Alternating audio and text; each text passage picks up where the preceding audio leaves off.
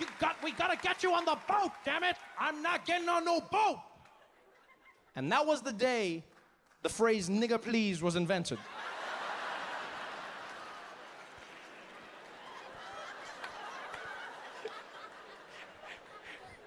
A white man turned and he was like, "Nigger, please, I need you on that boat!"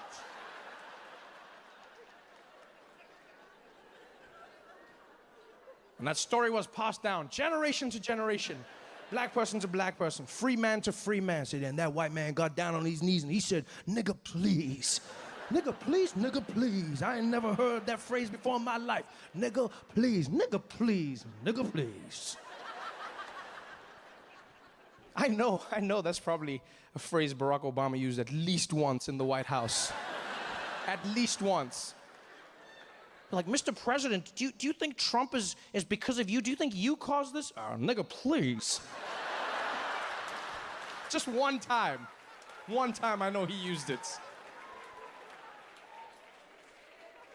Actually, I had the pleasure of meeting President Obama while he was still in office. Probably one of the craziest experiences I've ever had in my life. Yeah, Came out of nowhere. I was at the Daily Show, I was in my office, and I got a phone call from the administration. And someone on the other end was like, "Hi, Trevor, would you like to interview the President of the United States in the White House?" And I was like, "Do you ask stupid questions?" He's like, "Of course I want to meet the President of the United States. Are you serious?" And the day finally came, went to DC with my TV crew, and they set us up in a room which is literally opposite the Oval Office. We put all our cameras in place. All we're doing now is waiting for the president to arrive. So we're staring at the door with bated breath. And the reason we're staring is because they don't give you an exact time of the president's arrival for his safety, right? So they just give you a window, like the cable guy. So we're all waiting there, listening to every footstep, every moment. And then he just popped in behind us, scared the shit out of everybody. Yeah, because there's a secret door, but they don't tell you, again, for safety, right? So we're staring at that door, and all of a sudden he was like, "Hello." And I was like, "Ah!" But I had a great time in the interview with him. He was really, really kind to everyone in the room. And then we turned off the cameras, and I promise you he became even nicer. We just had a conversation. I thought he was going to leave. I mean, he's president of the United States. You've got to go do something. And he just chilled for a bit, and we spoke as human beings. And it went really well until he turned to me and he said, "Trevor, I got a show that I'm doing in a few weeks, a little thing that I thought maybe you'd want to pop by and perform if you don't mind." So, "Mr. President, I would be honored. You just let me know when and where. What's the show going to be for, sir?" He said, "Oh, well, Trevor, I'm doing a little thing for my AIDS, and I thought maybe you'd want to be there." I said, I would love to. Thank you. I'm sorry, a show for what?" He said, "For my AIDS, Trevor." I said, "You have AIDS?"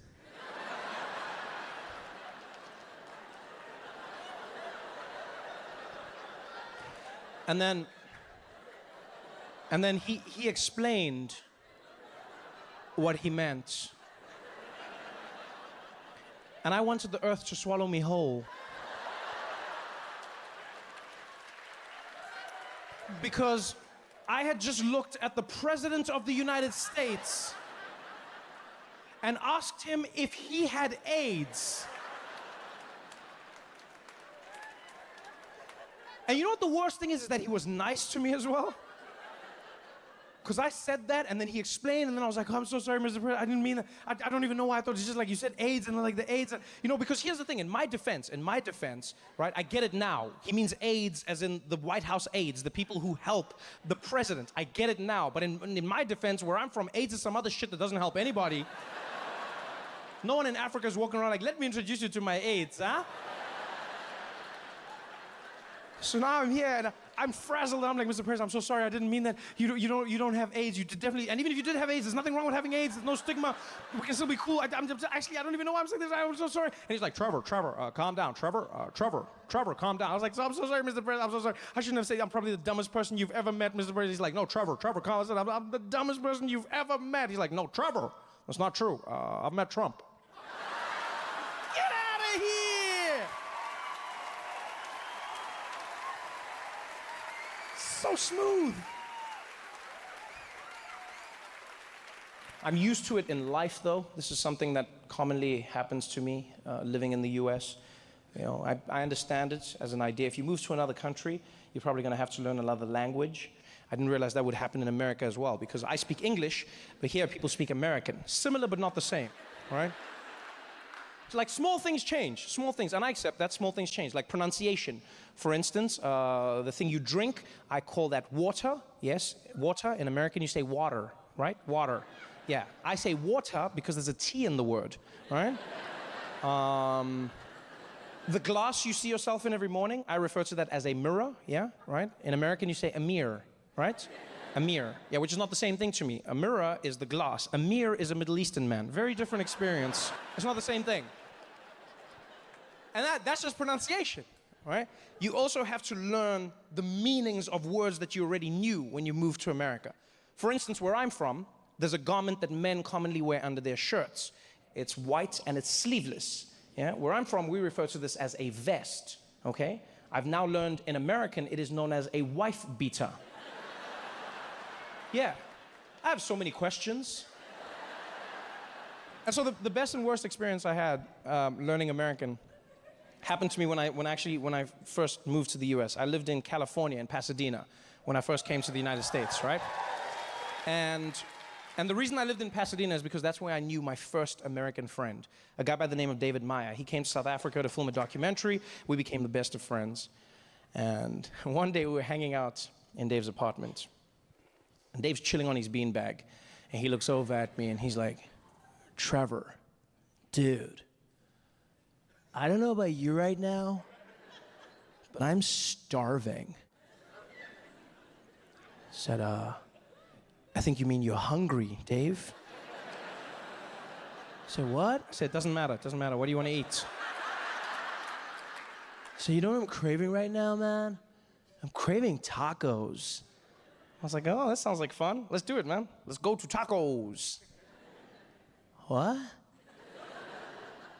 Isn't that the restaurant you're craving? Tacos? Are you being serious right now?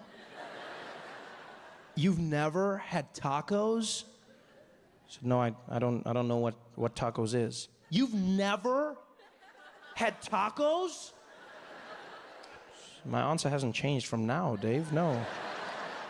I've never had tacos. You've never had tacos? And by the way, I hate it when people do that. You know when people ask you the same question over and over again because they can't believe you haven't had the exact same life experience? You know that thing people do? Like with everything, they'll be like, oh my God, have you heard the new Beyonce? No, I have. You haven't heard the new Beyonce? No, I haven't. You haven't heard the new Beyonce? Oh no, now I have. No, I'd never had tacos, right? I'd never had tacos because in South Africa, we don't really have Mexican food, okay? We don't have Mexican food because we don't have Mexicans. They never came over. It's not my fault.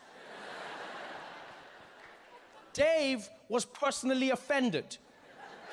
I'll never forget, he jumped up and he was like, dude, I cannot believe you've been in America all this time and you've never had tacos? I said, Dave, why is it such a big deal? He's like, because, Trevor, nothing says America like tacos.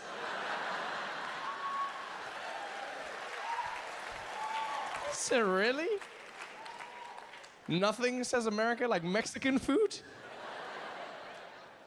And you know what's funny is I feel like in that moment, I feel like Dave was being profound. He didn't even realize it, but that was a profound little nugget that he had just espoused. Nothing says America like tacos. I've had the privilege of traveling everywhere in this beautiful country. I've been to places like Erie, Pennsylvania, El Paso, Texas, Honolulu, Hawaii, you know. I've been everywhere, and one thing I've learned across the board in America is that Americans love tacos. Everywhere you go, Americans love tacos. Love tacos.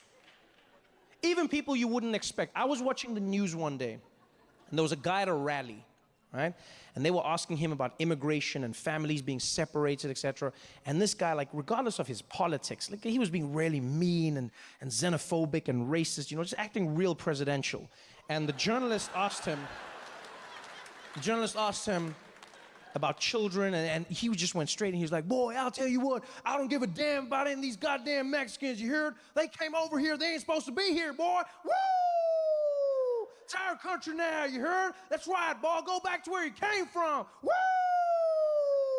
These Mexicans ain't done nothing good. They ain't brought nothing good to America. We don't need y'all. Come on, Bubba. It's Taco Tuesdays.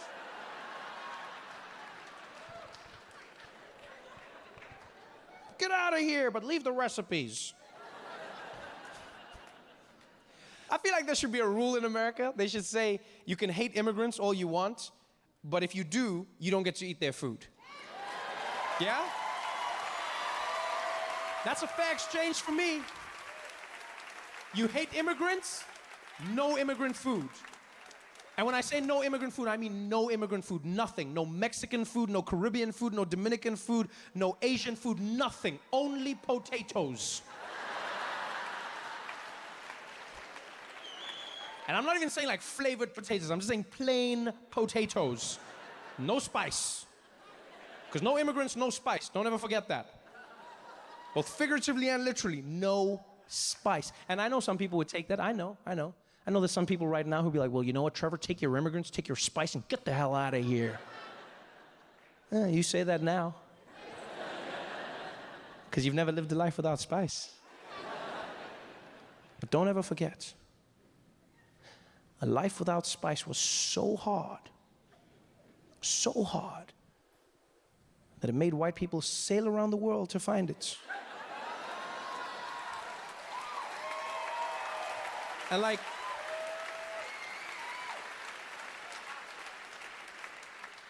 this wasn't regular sailing. This wasn't like a Disney cruise.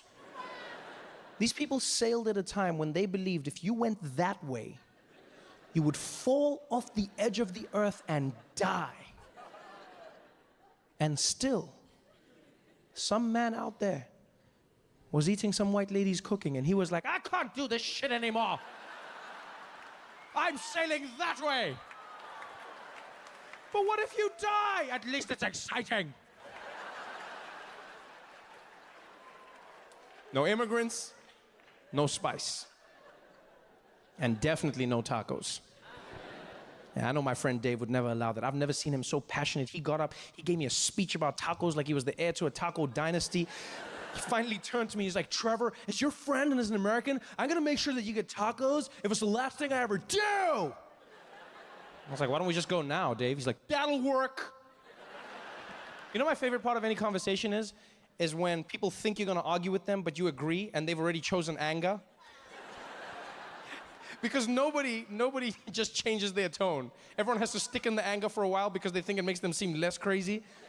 Like, it happens in relationships all the time. You'll have a fight that's not a fight. You know, just be like, God damn it, Karen, every time I ask for your support, you're not there for me and it hurts me sometimes. You know what, Bob, I'm sorry. No, don't try and thank you very much. I didn't think you would apologize, and so I chose this tone, and now I feel like an idiot. I'm gonna leave the room and reset.